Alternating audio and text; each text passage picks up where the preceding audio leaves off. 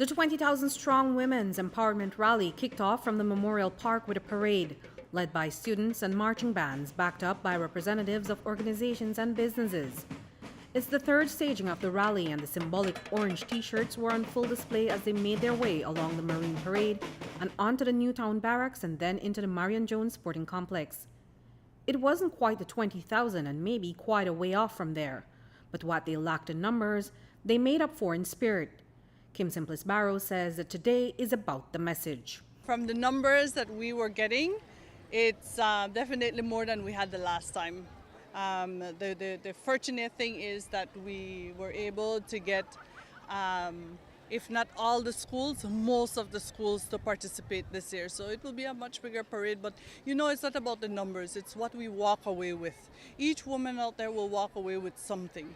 And hopefully, if we can change the minds and the mindset of our people in some way or the other, then we have accomplished something. The 20,000-strong Women's Empowerment Rally brought women together to press for progress. Press for progress means a lot, and it's not just one directional. It means press for progress in all different directions, and to end violence, to increase equality in women, for equal partnership. It just so profound. The message is so profound, and it's so timely, especially at this time when we're experiencing so much violence in our country, especially against our children.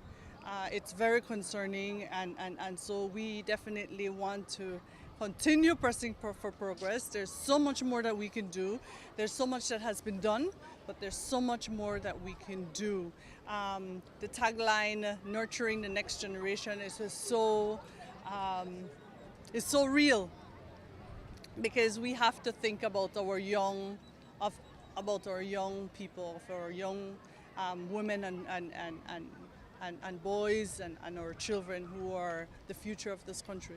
Women from all over the country are here to press for progress, including Vianney Montero of the Atlantic International Bank and Minister Tracy Panton. We felt it necessary to be out here because our organization is 80% women.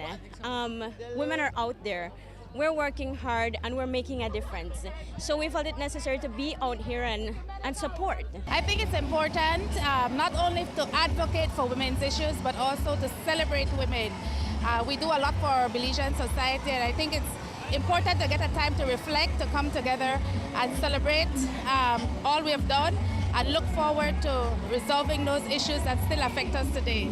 While women led the charge today, men and boys were out to lend their voice to the empowerment gathering. The message we got from the organizers was clear, that there's a need for everyone to hear the message from the young people, particularly the schools as well, in regards to the violence, particularly with women and children in our country.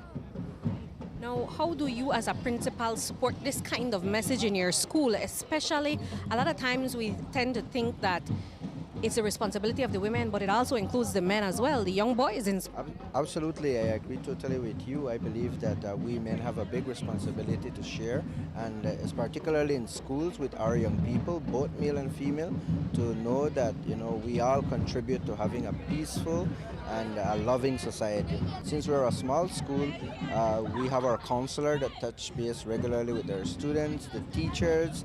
We have small class sizes, and we have time, we have space, we have environment, as you said, to be able to touch with them one-on-one and be able to encourage them, to make a difference in their homes, in their communities, and in the school.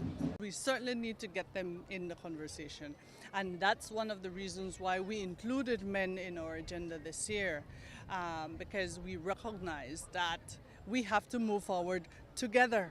And we can't leave our men on the sideline either. So there will be a lot more engagement with our men, and they will be speaking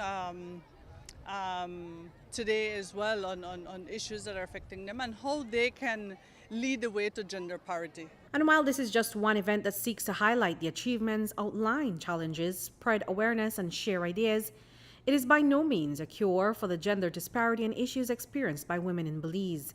It is about inspiring each person out here to help improve the lot for women in communities, workplaces, schools, and homes. Helping a student, mentoring, helping an abused woman to get the help that she or he needs.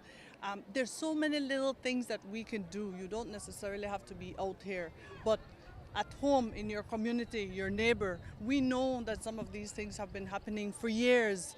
We have now given everyone a platform and a voice to report these crimes. So do it, but do it in a responsible manner.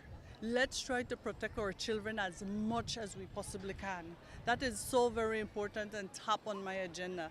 That a child should be plastered all over Facebook is uncalled for. We're not protecting that child's right. So there's so many little things that we can do in our community that can make a difference. Reporting for News 5, I'm Andrea Polanco.